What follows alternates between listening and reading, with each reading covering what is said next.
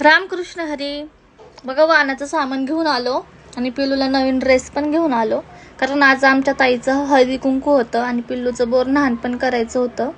मग घरी आल्यावरती डेकोरेशनची तयारी केली. रांगोळी काढून घेतली.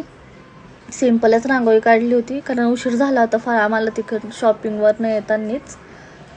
मग असं साधं सिंपल डेकोरेशन केलं.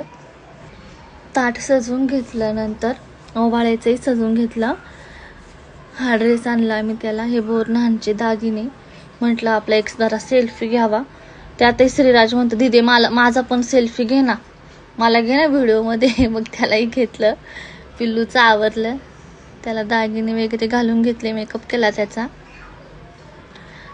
आईने मला हेल्प केली त्याचा मेकअप करण्यासाठी. ताईच्या फ्रेंड्स आल्या होत्या, त्यांची लहान चिल्ले पिल्लेत. त्यांची मस्ती चालू होती. हा इकडे बघा कशा पोजेस देतोय, एवढ्या भारी पोज देत होता ना तो की बस.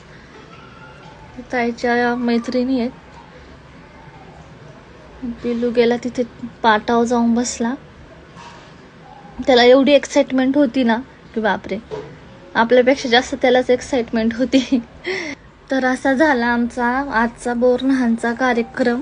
तर भेटूया आपण आपल्या नेक्स्ट व्लॉगमध्ये. रामकृष्ण हरी सर्वांना.